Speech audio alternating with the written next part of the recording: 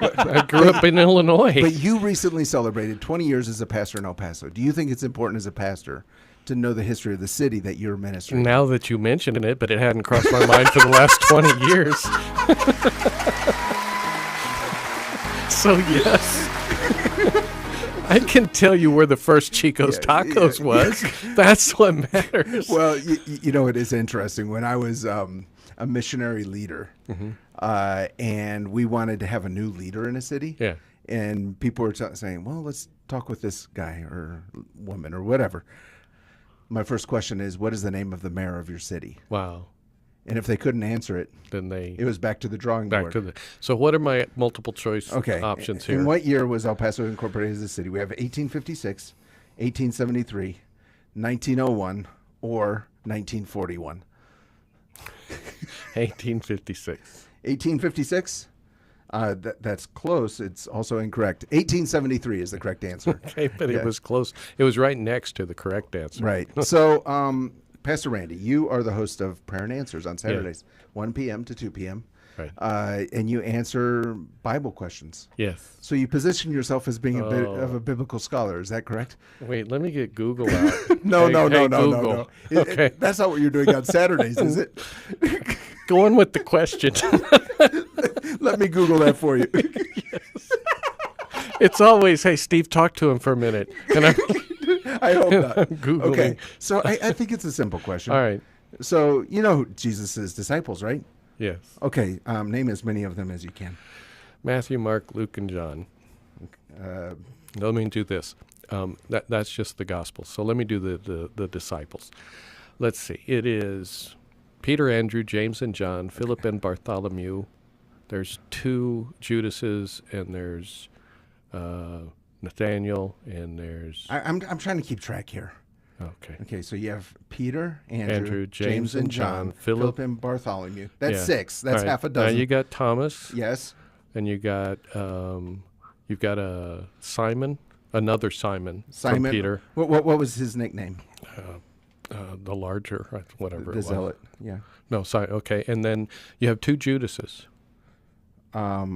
Okay. Well, you have Judas Iscariot and Judas not the Iscariot. Yeah. Well, some people say you're close. So, what is the one weird one? The other weird name other than Bartholomew that people just do not give enough hype to this disciple of Jesus.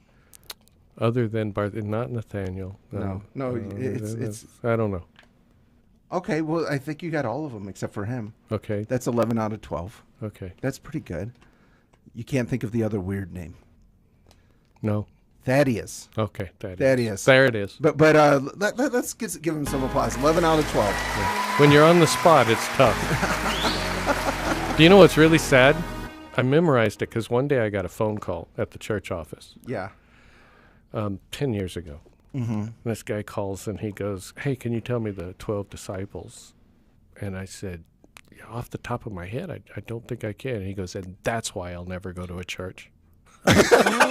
Wow. And so I did. I sat down and memorized them. And now that you're asking me right now, I'm sitting here going, okay. And there's actually a song is how I learned it. And I'm sitting here going, I can't. Yeah. And that's why I'll never call into Prayer and Answers. There you go. Let me see if Google knows. Yeah. All right. So you did pretty good. And just to check if you've been listening to 915 Talk in Revelation chapter 4. Okay. There are 4 creatures. Yeah. What are the 4 creatures? Ox, eagle, lion. Mm-hmm. I'm missing one. Yes, you are. It's the weird one that nobody ever remembers. Thaddeus. No. Lion. Oh, man. A face of a man. That is correct. No, Thaddeus. It is Thaddeus. We're having way too much fun. Yeah. And what body part are these creatures covered with? Wings. No. Oh, yeah. Come on, Pastor Randy. Let me think. What body part are they covered with? Yeah. Body part. Yeah. I'll give you a hint, Pastor Randy. No. Old Are they MacDonald covering had a farm. E-I-E-I-O? No. Oh, eyes. I don't think we should applause for that. No, because Kenny cheated. Yeah, Kenny showed you eyes. Yeah, Kenny cheated. Is this what's happening in Prayer and Answers? Kenny is giving you hints? No, because because he always passes it off to Steve. Oh, gotcha. No, so they are covered with ice. Yeah. Yeah. It is interesting. They're I don't know what the significance of that is. Do you have any thoughts? All seeing. All seeing. Yeah. Okay. Well, very good. Okay, final question. All right. If you had the chance to send a text message to everyone in the borderland, so that'd be El Paso, Juarez, Las Cruces, all these surrounding towns, Canutillo, Anthony, Clint, and whoever received the text message, it would be in a language that they understood, English, Spanish in most cases. What would that text message say? Jesus is worthy. Jesus is worthy. Love it.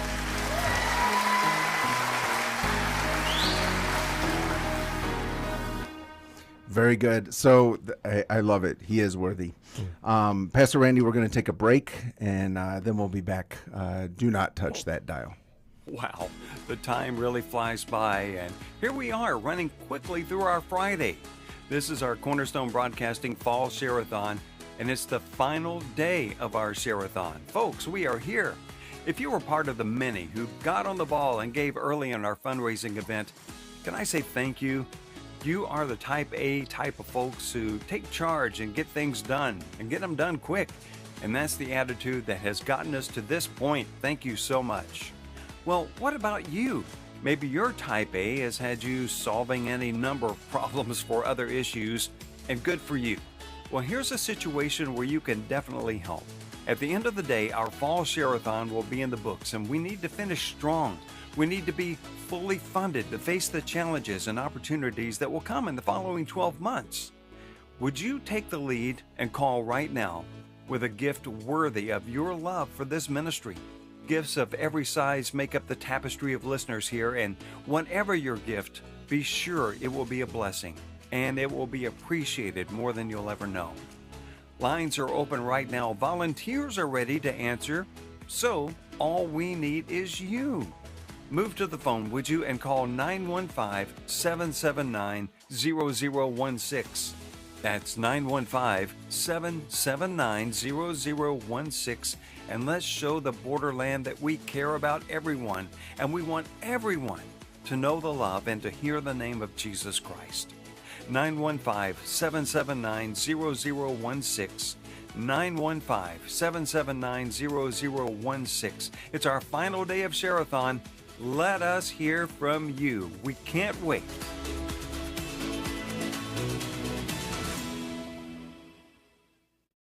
Saturday, September 21st, save the day for a celebration. Come to KELP's Post-Share-a-thon Open House. We'll close out Share-a-thon week with fellowship, food, and live music, featuring Dusty Boots, an authentic Christian cowboy band. Saturday, September 21st, 10 till 1 at our studios at 6900 Commerce. Come see behind the scenes and help us celebrate a new broadcast year. We'll see you then with your boots on right here at KELP.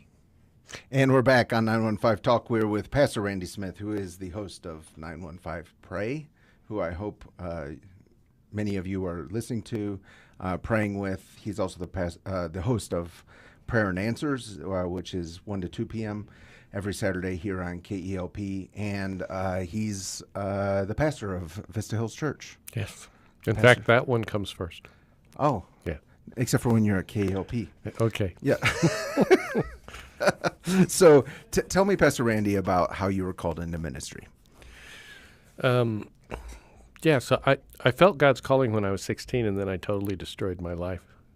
Just plunged into sin. And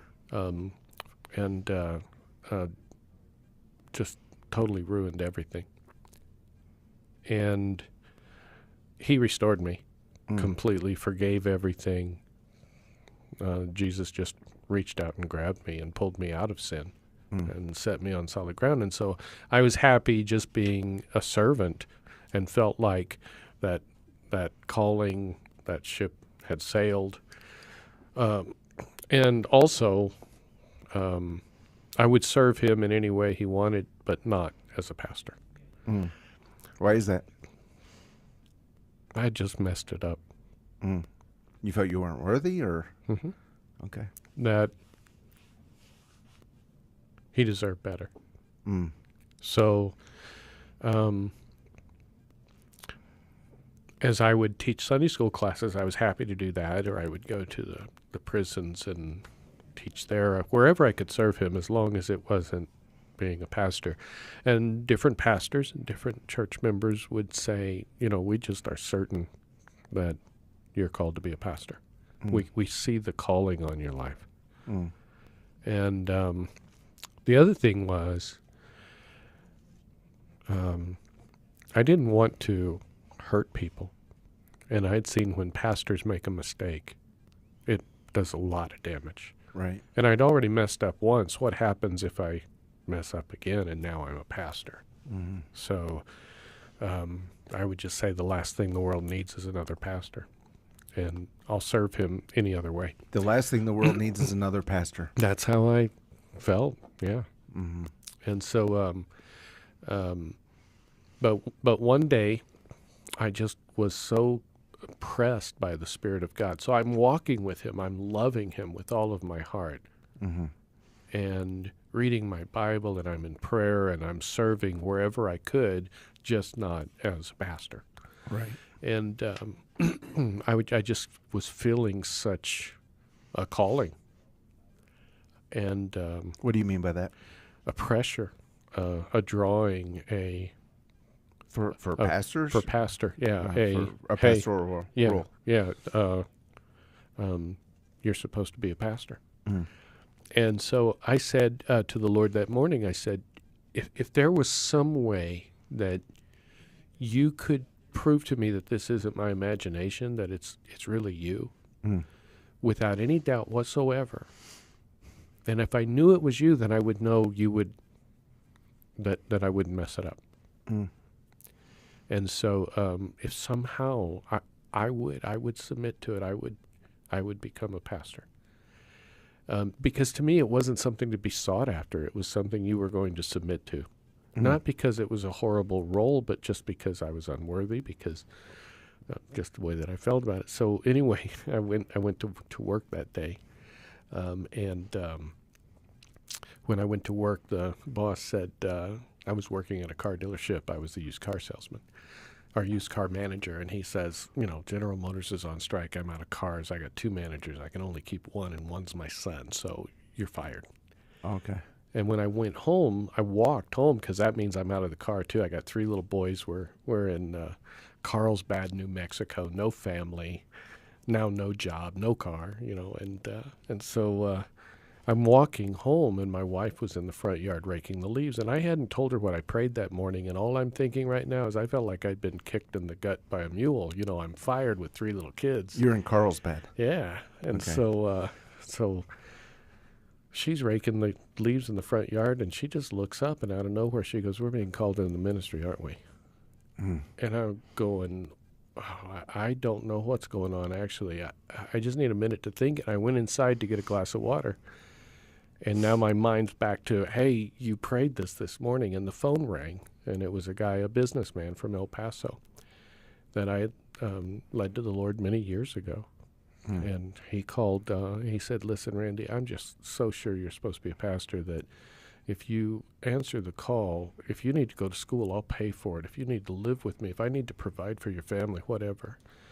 Wow. And so how could I doubt? And so I left my family in Carlsbad, and I came and I stayed at his house, and I worked in his business because I couldn't just live off of him for free. Okay. And went to my pastor here in El Paso and said, "What do I do?" And he said, "I got no idea." He said, "So just sit in the fellowship hall there, read your Bible, pray until God tells you what the next step is." And so that's how it got started. How long did that season last? A week. Oh. And then that's your next question that you're going to ask me. Okay. So for a week, maybe it was 2 weeks, I sat in that fellowship hall just reading the Bible. What church was that? It doesn't exist anymore. In fact, I drove by there. It's a Christian school now. Okay. It was over on Stanton Street, and it was Grace Korean Church. We lived in Carlsbad, but we drove every Sunday to the church, and my wife and I both taught Sunday school there. Oh, so wow. we drove 3 hours to church. You drove to... That's why when people go, your church is too far away, I live on the west side, I'm like, dude, We did with 3 little boys, 3 hours one way. Wow. Yeah. Every Sunday. Every Sunday. Yeah. And you had to leave early in the morning. Yeah, and the kids loved it. We had a blast. It really hammered our family together. We had a great time doing that. That's amazing. Yeah. That's amazing. So you're at Grace Korean Church. You're in the fellowship hall. Yeah. Yeah, because when you started the story, Yeah. okay, I was picturing, I don't know, 6 months, a year. No, I was there like 2 weeks. So one day, so I'm sitting there, and I just felt the Holy Spirit say, read the book of Ezekiel. And I'm reading in Ezekiel, and Ezekiel has to lay on one side for like 300 days and tie himself up. And I felt God go, can you do that? And I go, no. Did you do that in the fellowship hall? No. I said, I can't do that. And he goes, well, read a little further. And then Ezekiel lays on the other side for 40 days. Okay. And he goes, can you do that? And I go, no, I can't do that. And he goes, so what use are you to me? And I say, exactly. That's what I've been saying for all of these years. I am of no value to you. He goes, what can you do? And there was a mop in the corner. And I said, if you stay real close, I might be able to sweep your floor and mop your floor. And he said, then do it. And I started sweeping, and I learned right away if you're sweeping Jesus's floor, you move the piano and you get in the corners. I was in the military. I've never cleaned a floor like that. And the pastor came in and he goes, no, pastors don't do that. And I had a death grip on this mop. Don't take this away from me. I finally found something I could do. And it was right after that he moved me out of that fellowship hall to a church. Wow. And so you're mopping at the Grace Korean Church off of Stanton that doesn't exist anymore. Right. And then you were called to a church. So tell me what happened. Okay. Well, I'm looking at a counter. Do we have to worry about that? Oh, no. good. Then all right. All right. So that night, or that's maybe just Kenny on the board. Okay. But he puts up a timer. Okay. It's not objective. He's trying to keep me from going long. It's a suggested guideline at this point in time. Yeah. All right. No, So- please continue. All right, so I go to I'm staying at my friend's house. My wife is still in Carlsbad with my sons, and it was a Sunday, like it was the day after, 2 days after the mop incident, somewhere in there, and we went to church on Sunday morning, but that church didn't have a service on Sunday night. And we're sitting in his house on a Sunday afternoon, and all of a sudden, for the first time ever in my life, I started feeling what other people describe as anxiety. And I You'd never felt anxious before. not anxiety like that. No. I mean, being in military and everything, never did I feel where just this unreasonable, unsettled, we've got to move feeling. Okay.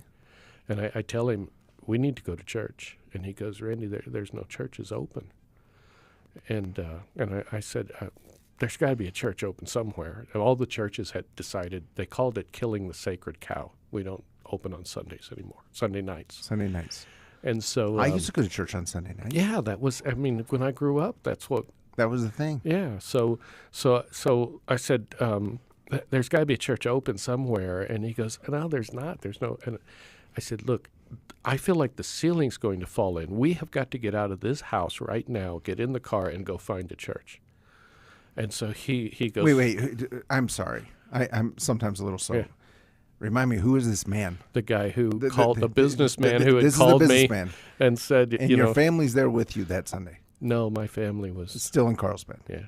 And you're like businessman friend. Yeah. We have to go to church. We have to go to church. Okay. Yeah. So he says, well, there used to be a church open around the corner. We can drive over there. And so we got in the car and we drove over, and it was Vista Hills Church. Okay. And the lights were on in the fellowship hall. Okay. And Tina, you were there, weren't you? Tina, our office manager, was there. She was in the room. And she's here right now. She's on the other side of the Yeah. glass, dutifully fulfilling her duty of taking pictures. Yeah, and so we came in as total strangers. The light was on in the fellowship hall, so we just pulled in and walked in, and they were doing a Bible study. Okay. And I don't know, there were 15 people, maybe 20, something like that. I don't remember. And Okay. Pastor Bernie was there, big. This Pastor Bernie, big, deep voiced. Like a real pastor, like the real thing, So anyway, he finishes teaching, and so then he wants to get to know these strangers who have come in. And So he asked, what do you do and what do you do? And he asked me, what do you do? And I said, I don't know. I've been sitting over in this fellowship hall, waiting on God. I feel God calling me to ministry. I don't know what to do. Do I go to school? So I'm just waiting for God to tell me. Well, everybody got silent. And I thought I had offended, like some churches don't believe that God still talks to. I thought you were going to say that God still exists. Or that. So I said, did I say something wrong? And he goes, no, it's just this is our first night open at the church. We've been doing this in the home, and this is our first night that we've turned the lights on in here and been here. And I just felt we needed to do this in the church. And right before you walked in, I had just asked everybody to pray to show me the next young man I was supposed to train for ministry.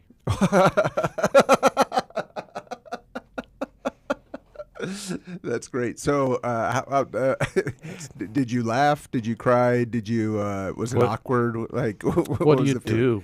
Yeah, when God is that clear, right? And I think it's a testimony to my obtuseness, to my thick head, that He has to speak that clearly. Or perhaps it could be because I was one of the few people on the planet who was asking Him, "What do you want?" Right. And so, and stayed in the fellowship hall until He told me. Right. And so Pastor Bernie started meeting with me, and I moved my family to El Paso, and we joined Vista Hills Church. And he began meeting with me, and he was training me to send me to another church. Okay. Because that's what he did. Huh. And he Do you see people doing that now? I'm so busy in my church, I don't ever get to see what other people are doing. Right. But he mentored me, and then Tina was very upset years later. I was doing youth ministry at Vista Hills, and Emmanuel called me to go and be a youth pastor there, and I thought for sure a real church wouldn't want me to, well, Vista Hills is so family. It's so, just down to earth, wonderful, in my opinion. And, and then you have churches that have, I don't know, they had portraits of pastors in the hallway and carpet and money. They had money, and stuff, and so at Vista Hills it was a whole bunch of people who, well, like me, had been broken. We were the island of misfit toys.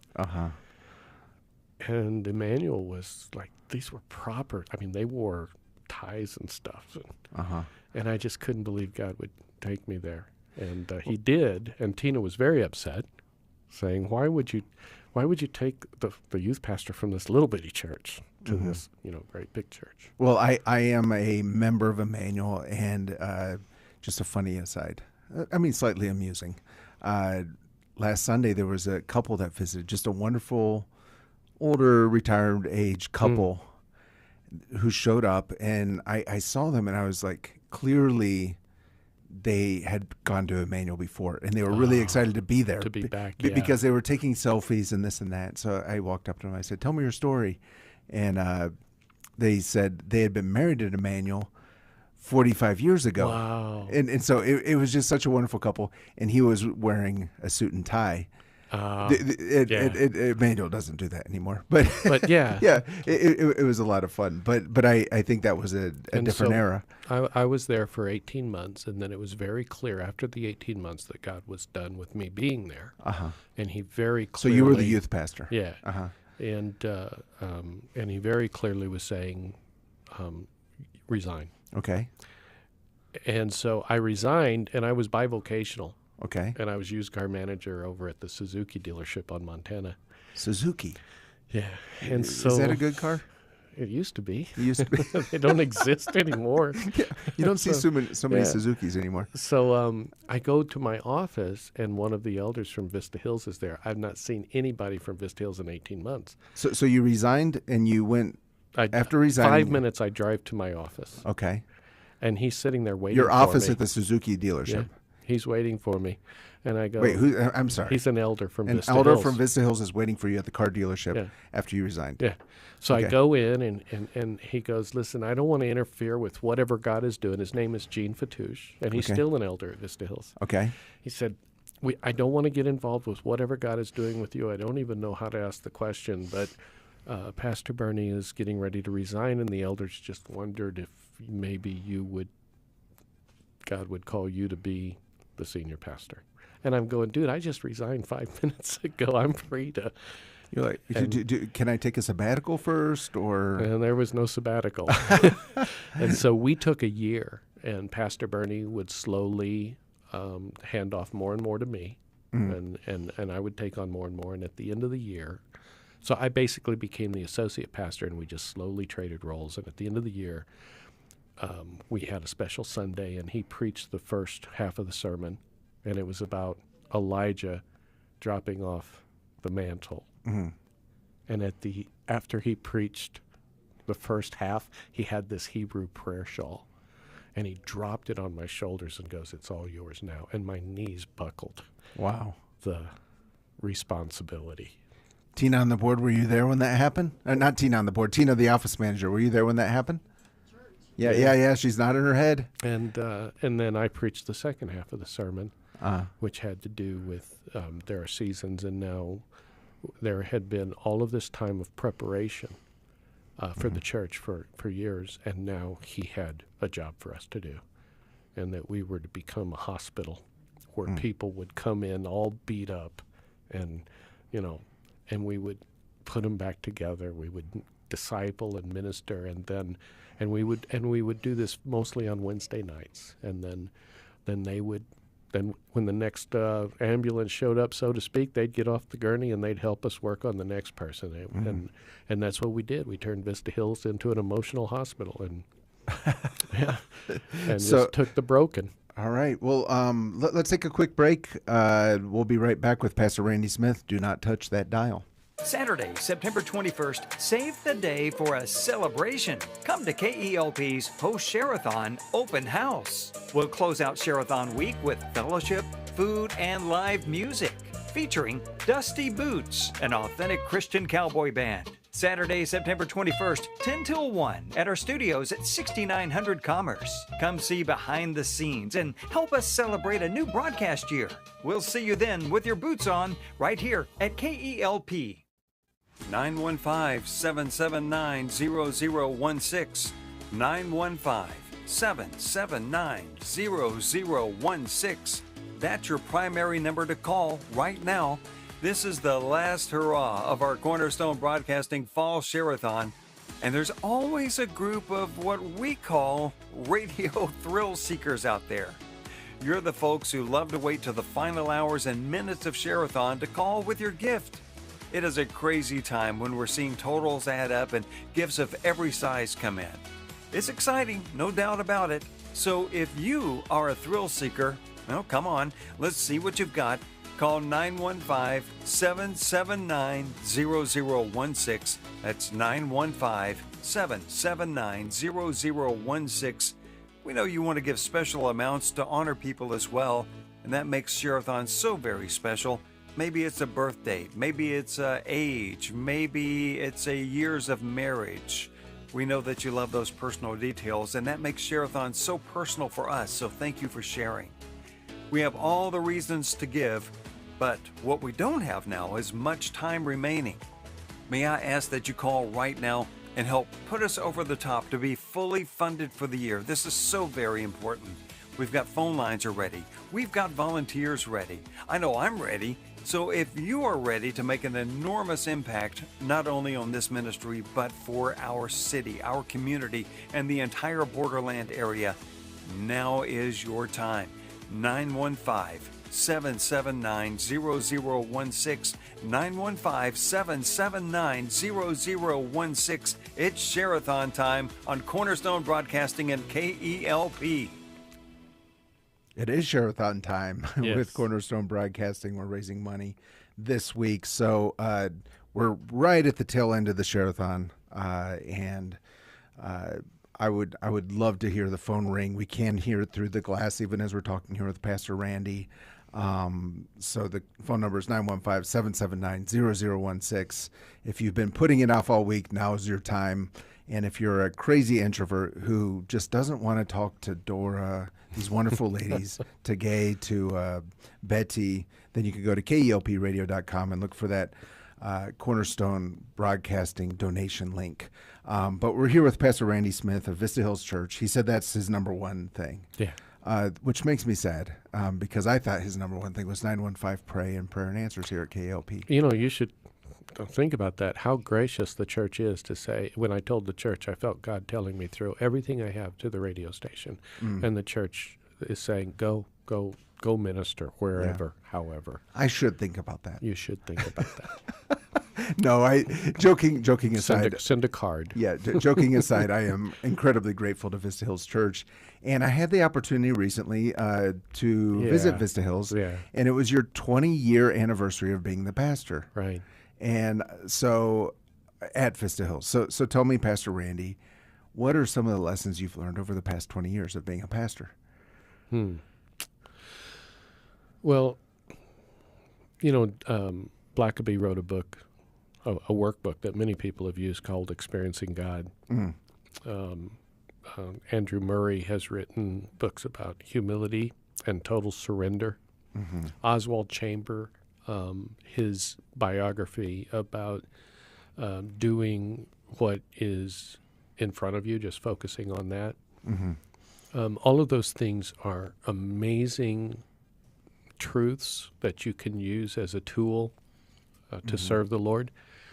But there was a little girl named Bailey. Okay. And she was 4 years old when I was the associate pastor at Vista Hills that year that I was getting ready to take over. And I was in a big rush to get to the sanctuary and get the worship stuff going. And you know, you're busy on Sunday mornings. And Bailey, little 4-year-old Bailey, had come out of her Sunday school class. And she goes, Pastor Randy.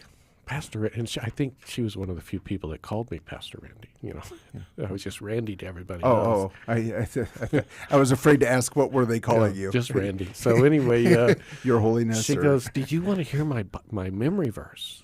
And all of a sudden I got tunnel vision. It was like God was saying, no, Bailey, I don't want to hear your... This is important. And the opposite. That's good. I stopped. I was on my way to go do, you know, all the grand things that we do for church. And God was going, this is the moment. And I stopped and turned to her and said, yes, Bailey, let me hear your Bible verse. And so she put her hands on her heart and she goes, trust in the Lord with all your heart. And then she stuck her finger up like a tea kettle, you know, and she goes, and lean not, and she leaned into it, lean not on your own understanding. And God said, go do that. And don't make any decision that you think is, that's according to your wisdom, your education. Your personal wisdom, right. You ask me for everything. What do I want you to do today? And so for a solid year, I lived out that verse. And after the year was over, I was astounded at the things that he had us to do. And of course, after he had us do it, it all made sense. But at the moment, it was all crazy. Really? You want us to do this? And he had me doing it in my secular job as well. And so you were still bivocational. Yeah, and they got to going. So one time the boss calls me in and goes, "Did you hire this guy?" And I go, "Yeah." And he goes, "How could you possibly hire this guy? This guy is, there's no way." And I go, "There's this Bible verse, trust in the Lord with all your heart." And I asked God whether I was supposed to hire him. How'd that go over? And he said, "Okay, great." He said, "Great. If he doesn't make it, you're both fired." Oh, I thought that was the story of how you weren't both bivocational. No. And so it was at the car dealership. And this guy who could barely speak, had no charisma, nothing going for him. It was December. He sold more cars than anybody in the dealership. Eventually, he became the used car manager. Wow. And so then they would call me in and they go, we're getting ready to do an ad. Ask God, which cars are we? Yeah. And I'd go, no. You get your own relationship with God. But yeah, they would call it the God thing. I would do something and they would call me in and they'd say, did you? And I'd go, yeah. And they go, wait, is that the God thing? Yeah, that's the God thing. Mm. And eventually that car dealership ended up having Bible studies. We saw a man's eyes miraculously healed. Wow. We saw just God move, and then the owner got nervous and fired all of us. And then I wasn't bivocational. Well, he saw God in his dealership, and he didn't want God in his dealership. It's interesting. It's been kind of a thread throughout this week. I've had now conversations. You're the 9th guest on 915 Talk this week. Wow. Yeah, and the common thread is making sure that God is part of our mundane, everyday lives. Right. And then the miraculous happens. Exactly. And Pastor Charlie Ariano was here on amazing guy on Monday. Yeah, and he was talking about when he went to buy a house. He wasn't a Christian, and they were ready to sit down and sign everything. And the seller says, "Before we sign everything, let's pray." Wow. And that's how Pastor Charlie came to the Lord. Yeah. And just this reminder throughout the week, just to remember to keep God in the first place as we're going about our business, as we're doing our just everyday mundane tasks, even shopping, whatever the case may be. And it's fun to hear about the used Suzuki dealer praying and a Bible study starts. That's so great. Yeah. So 20 years at Vista Hills, and how many years in El Paso? Well, let's see, 88. 88 years. Yeah, I remember I told you. Yeah, I told you I would. No, 1988 is when we moved here. So how many years is that? 36. Yeah, it sounds good. So, right about the time that it was incorporated. Yeah. Okay. So anyway, right after Columbus sailed the ocean blue. Yes. So I told you I'd ruined my life, and I actually joined the Army because I had become violent and I was getting in trouble and I was drinking, and you can do all of that in the Army and get paid. And so, back then, they kind of applauded. And so when it came time, I got married in Korea and we were going to have a baby. I thought, well, I guess we should go back to the States. Mm-hmm. I had nowhere. Are we still? I don't hear. You know. I hear you. Yeah, okay, there we we're go. back. All right. So anyway, when it came time to come back, they asked me, where do you want to go? You've been in Korea so long, you get to pick your duty station. And my roommate was from El Paso. I didn't have anywhere to go. And so I just said, where do you live? He goes, I live in El Paso. I told him, well, send me to El Paso. And so we flew in, and we're looking at it from the airplane, and it was so green, and then really? we because you see all the brush out there, and then the sun was setting, and you could see lights, and my wife and I thought, this is so beautiful, and then we woke up in the morning, and it was a shock. It was El Paso, and behold, it was not Rachel, it was Leah. Yeah, right. But now every time we leave, I can't wait to come back. I've become such a desert rat. I love the desert, and El Paso is, has been home. Right. So what do you see God doing in El Paso? Well, all I know is when I was driving back from the Franklin Graham thing in Presidio, and I got stuck on the side of the road with a flat tire, and he said, at that time, he said to me, I want you to throw everything you have into serving at the radio station. I think he's doing something with the radio station. And Blackaby, you heard me mention him earlier. He always says, wherever you see God working, join him in that work. I have no idea what he has planned for you guys. But it is so obvious that he's thrown his weight into the radio station and invited me to join him here. So it's going to be exciting to see what he does. I've heard a few of the things that you all feel you see in the future, and all of that is exciting. I think he wants to save our city. I think God has decided, I want to move in El Paso. I'm going to save people. I'm going to restore my church. I'm going to bring unity back to the pastors. Yes. I'm going to have this city be a city of prayer and a city that seeks me. And it's going to expand, and I'm going to unite the hearts of the believers on both sides of the borders, and they're both going to be praying for each other and loving each other. And I think, I don't know what you had planned with your life, but I think that's what he's got for you here at the radio station. So no pressure, but if you could just accomplish that, that would be great. Well, as you know, it was not in my plans, but it was interesting. I was talking to Melanie Wayne. She was here on the program earlier this week, and she was like, well, talking about all this. And I said, you get to a certain point in your life and you just want to be useful for the Lord. Exactly. So I do hope that we are useful here at the radio station and a part of what he's doing here in El Paso. And I find it interesting that right now at this moment, it's like it's as soon as Share-a-thon is over, all of a sudden he's saying, get over to Juarez, Randy. Yeah. And so I'm taking 915 Pray to Juarez next week. And for the next few weeks, I'm just going to be on the streets over there finding who is serving God that's in need. Love it. And just pray for him. Yeah, just before we came on the air, Pastor Randy was talking to Adrian, the new guy. Yeah. And we figured out a good recording device so that he won't be recording on his phone as he goes down there. And you're just going to hit the streets. And we're going to have some very special prayer times as 915 Pray in the coming weeks. Please pray for Pastor Randy. Shout out to Pastor Timothy Perea. Who's going to be going. Yes. Yeah, and Nolan Shockey is going to be taking me around to meet the police. There's police officers that have come to the Lord, and preachers who are preaching to police officers, and I'm going to meet some of them and pray with them, and we'll be visiting orphanages and all kinds of things over there where God's children are working, and you never hear from them over here. Super cool. I love it because I really want this radio ministry to be, the word that's kind of become a little bit too tired maybe in the church, but I want us to be missional. And to be missional, we have to be active. And to be active, that actually means movement. And one of the early teachers I had as a missionary was that Jesus commands us to go, and go means a change of location. Yeah. And so even if it's just going over the bridge to Juarez, that's really, really cool. Kind of a cool saying that maybe I came up with. I'm not sure now.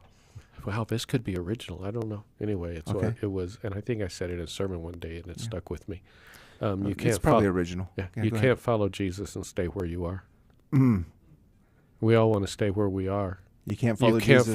He's on the move. You can't follow Jesus and stay where you are. Love it.